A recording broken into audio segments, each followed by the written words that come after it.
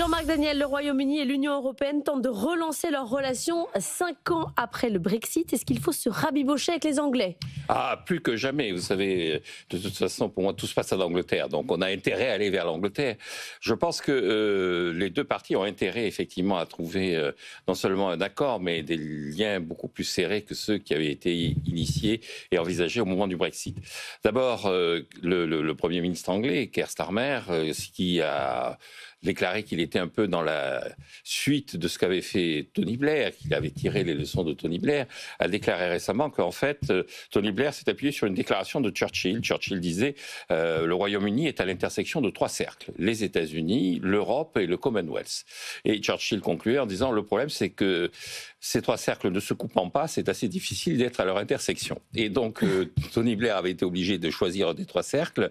Il avait été assez déçu par le comportement du Commonwealth, notamment de certains pays africains au moment de son intervention en Sierra Leone.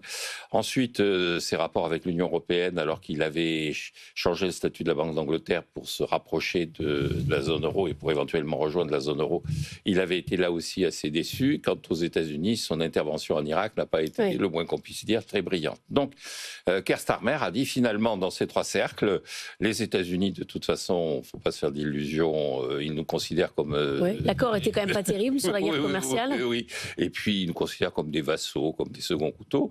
Le Commonwealth, il n'y a qu'à voir les discours que tu as tenus Modi au moment du décès de la reine Elisabeth II. Donc, on voit bien que là aussi, c'est fini. Donc, il faut revenir vers l'Europe. Quant à l'Union européenne, elle a 2 problèmes avec le Royaume-Uni. La pêche, la possibilité d'accéder aux zones de pêche. Donc, c'est un problème qui peut être résolu parce que c'est quand même un secteur qui, pour certaines régions européennes, est important, mais enfin, qui n'est pas non plus aussi déterminant que peut l'être l'industrie ou la défense. Et puis l'accès aux études, alors ça c'est important puisque le Royaume-Uni est quand même la 2e ou sur certaines matières la première destination scolaire mondiale. Donc il faut qu'on puisse y aller symétriquement, que les Britanniques puissent venir en Europe. Le bilan de tout ça, c'est quand même que un des enjeux le plus clair, c'est quand même de ne pas s'engager du fait de la rupture dans une sorte de pas guerre commerciale, mais de multiplication des mesures tatillonnes pour essayer de montrer que l'Union européenne et le Royaume-Uni, c'est plus le même marché. Et donc, quand même, le Royaume-Uni, c'est 1/3 des débouchés de l'Union européenne. C'est donc un partenaire commercial essentiel. Le deuxième enjeu, c'est que le Royaume-Uni est en déficit de sa balance des paiements courants. Donc, le Royaume-Uni va devoir faire, là aussi, des efforts de rigueur et d'austérité. Et donc... Sur l'armement, on a quand même quelques sujets pour se mettre d'accord à faire une alliance volontaire. Voilà, un des enjeux, ça va être la capacité du Royaume-Uni à maintenir un effort militaire conséquent et important, alors que la politique d'austérité s'impose compte tenu de ses comptes extérieurs et de ses comptes publics.